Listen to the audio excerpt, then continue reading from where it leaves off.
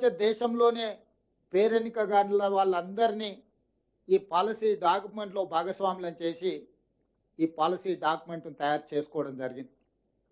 దానికి సంబంధించి చాలా నిశ్చితంగా ప్రతి అంశాన్ని లోతుగా విశ్లేషించి పరిశీలించి భవిష్యత్తు ప్రణాళికలను ఈరోజు మనం సిద్ధం చేసుకున్నాము.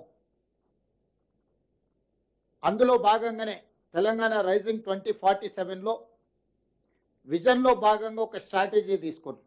ఆ స్ట్రాటజీ తెలంగాణ రాష్ట్రాన్ని 3 విభాగాలుగా విభజించుకున్నాము. మీకు అందరికీ తెలుసు, హైదరాబాద్ నగరం చుట్టూత ఒక మణిహారం ఔటర్ రింగ్ రోడ్ ఆనాడు కాంగ్రెస్ పార్టీ అధికారంలో ఉన్నప్పుడు యూపీఏ చైర్పర్సన్గా శ్రీమతి సోనియా గాంధీ గారు బాధ్యత నిర్వహించినప్పుడు, డాక్టర్ వైఎస్ రాజశేఖర రెడ్డి గారు ముఖ్యమంత్రిగా ఉన్నప్పుడు మనం ఔటర్ రింగ్ రోడ్ని నిర్మించుకోవడమే కాకుండా అంతర్జాతీయ ఎయిర్పోర్ట్ను కూడా మనం ప్రారంభించుకోవడం జరిగింది. ఈ ఔటర్ రింగ్ రోడ్డు లోపలి ప్రాంతం మొత్తం గతంలో గ్రామ పంచాయతీలు, మున్సిపాలిటీలు, municipal corporations, greater Hyderabad municipal corporation 4 రకాలుగా స్థానిక సంస్థల పరిపాలన కొనసాగుతుండే.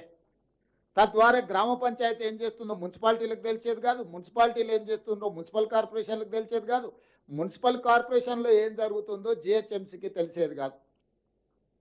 తద్వారా ఒక గందరగోళము, ట్రాఫిక్ జామ్లే కాకుండా వర్షాలు వచ్చినప్పుడు కానీ రకరకాల సమస్యల్ని ఎదుర్కొంటున్నాము. అందుకోసమని ఈ ఔటర్ రింగ్ రోడ్డు లోపలి భాగాన్ని మొత్తం ప్రణాళికబద్ధమైన అభివృద్ధి చేయడానికి ఈ ప్రాంతాన్ని కోర్ అర్బన్ రీజియన్ ఎకానమీ కింద మనము డిమార్కేట్ చేసుకున్నాం. This is called cure, core urban region economy, short ఫామ్లో క్యూర్. అంటే ఇక్కడ ఎన్నో సమస్యలు ఉన్నాయి. ఇండస్ట్రియల్ పొల్యూషన్ ఉంది, మూసీ నది కాలుష్యం ఉంది, హైదరాబాదు నగరంలో ఉన్న పురాతనమైన వాహనాల నుంచి మొదలు పెడితే డీజిల్ వల్ల, ఇతర పరిశ్రమల వల్ల పరిశ్రమల కాలుష్యం ఉంది, వాహనాల కాలుష్యం ఉంది, ఎన్నో రకాల పొల్యూషన్స్ ఉన్నాయి.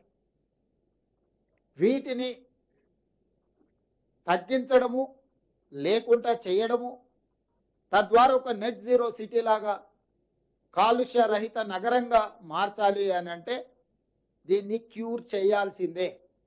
ఈరోజు ఢిల్లీ, ముంబై, చెన్నై, బెంగళూరు నగరాలను మనం చూస్తున్నాం. ఒక దగ్గర కాలుష్యం ఎక్కువ, ఒక దగ్గర వరదలు ఎక్కువ, ఇంకొక దగ్గర ట్రాఫిక్ ఎక్కువ, ఇంకొక దగ్గర శాంతి భద్రత లేకపోవడం, ఇట్లా రకరకాల సమస్యలతోనే ఆయా మెట్రోపాలిటన్ నగరాలు ఈరోజు ఒక క్రైసిస్ని ఎదుర్కొంటున్నాయి, ఒక సంక్షోభాన్ని ఎదుర్కొంటున్నాయి.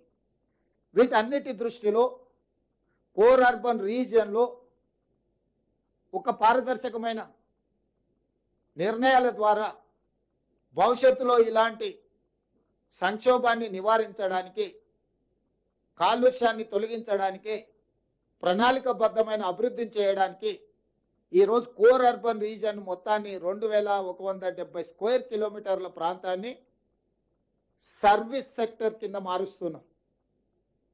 ఈ ప్రాంతంలో ఉండే జీసీసీలు కావచ్చు, ఐటీ కంపెనీలు కావచ్చు, ఇతర ప్రభుత్వ రంగ సంస్థలు కావచ్చు, ప్రైవేట్ రంగ సంస్థలు కావచ్చు, కాలుష్యాన్ని వెదజల్లే పరిశ్రమలన్నిటిని కూడా బయటికి తరలించడం ద్వారా చెరువులను, కుంటలను, నాలాలను ప్రక్షాళన చేయడం ద్వారా అత్యధిక వర్షం వచ్చినప్పుడు రోడ్ల మీద, కాలనీలలో నీటి వరదల సమస్యల్ని తగ్గించడానికి ఈ కోర్ అర్బన్ రీజియన్ని ఒక యూనిట్గా ట్రీట్ చేస్తున్నాం. దీంట్లో అభివృద్ధిలో భాగంగా మెట్రో రైలు విస్తరణ కావచ్చు, మూసీ రివర్ డెవలప్మెంట్ కావచ్చు, ఫ్లైఓవర్స్ కావచ్చు, రోడ్ల విస్తరణ కావచ్చు, కాలుష్య పరిశ్రమలను తొలగించడం కావచ్చు, ఇట్లా అన్ని రకాల అంశాలను ఆ కోర్ అర్బన్ రీజియన్ ఎకానమీలో అభివృద్ధిలో భాగంగా అక్కడ డిఫైన్ చేసి కోర్ అర్బన్ రీజియన్ని మనము ఈరోజు ఒక ప్రణాళిక తయారు చేస్తున్నాం.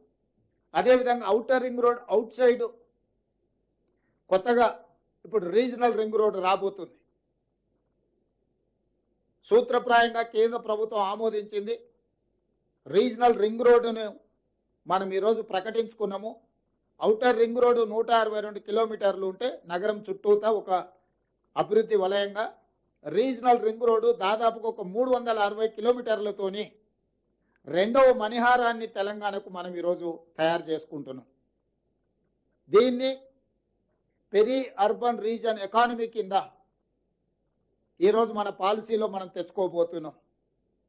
పెరి అర్బన్ రీజన్ ఎకానమీ అంటే ప్యూర్ ఈ ప్రాంతంలో మ్యానుఫ్యాక్చరింగ్ జోన్, ఈ ప్రాంతంలో భారత్ ఫ్యూచర్ సిటీ ఉండొచ్చు, చందన్వెల్లి సీతారాంపూర్ ఫార్మా కంపెనీల ఐటీ సెజ్లు ఉండొచ్చు, రేడియల్ రోడ్స్ ఉండొచ్చు, మెట్రో విస్తరణ ఉండొచ్చు, ఇతర రాష్ట్రాల నుంచి ఇతర దేశాల నుంచి